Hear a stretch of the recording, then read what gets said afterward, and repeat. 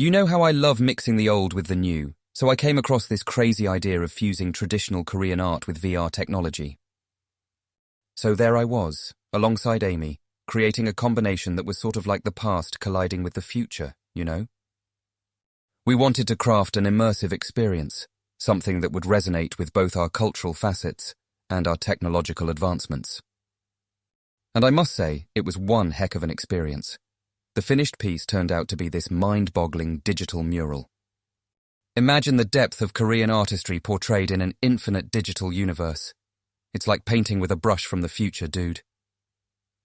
So I was sharing this with Rachel and Sam the other day during our chat. And Rachel seemed really stoked about it. Maybe because it kind of aligns with our costume party theme, right? You remember that, don't you?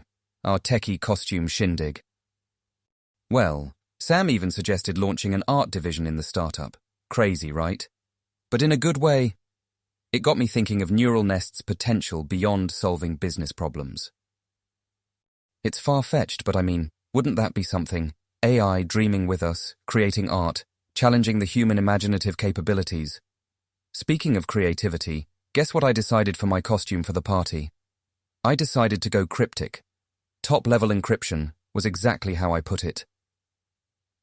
Yeah, building suspense there, but let's see if anyone can decrypt that. If I manage to stump the Brainiac troupe, I might have a shot at winning the costume contest this year, huh?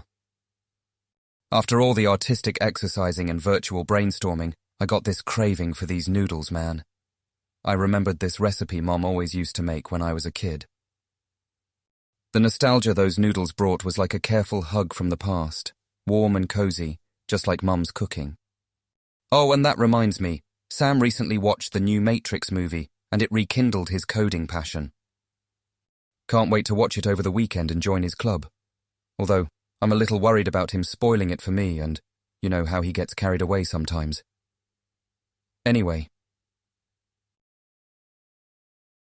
Continuing from that whole AI debate with Marissa and George earlier today, it really left me with more questions than answers, man.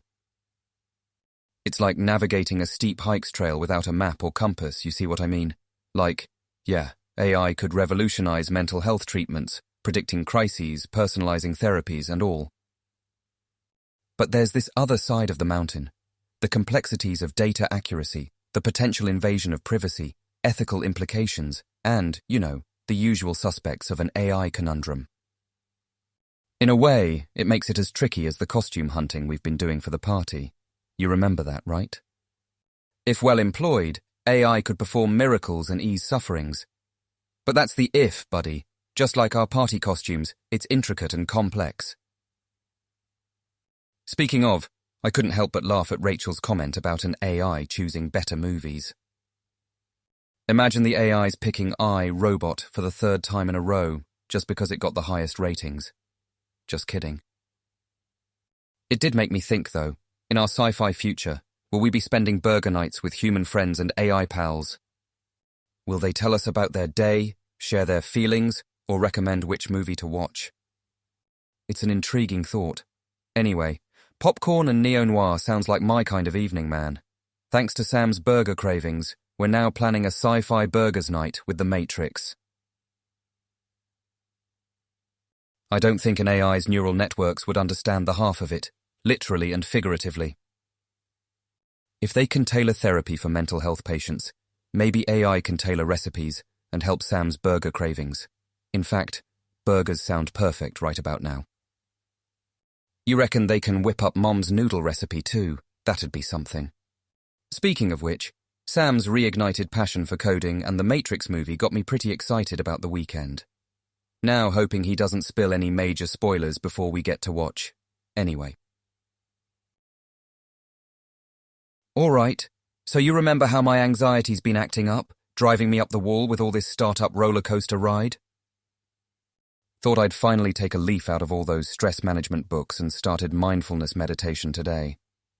Yeah, getting all zen and stuff. To think I'd ever use the term meditation and Chris Kim in the same sentence, right? But listen here, buddy. If it's something that might help me in this lion's den called entrepreneurship, then I'm all in. It's about time I put a leash on those anxiety-inducing thoughts of mine, don't you think?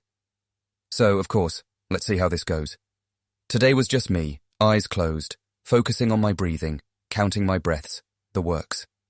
It felt a bit weird, almost like a game of hide and seek with my busy bee brain, trying to find calm amidst all the buzz. It's this focus that makes the mind kinda step aside from the chaos and just breathe. Mentioned it in the group chat too, you saw that, right? To be honest, I wasn't expecting Sam to be keen on it. Somehow, I keep imagining Sam meditating and ending up visualizing himself in a Skyrim battle zone.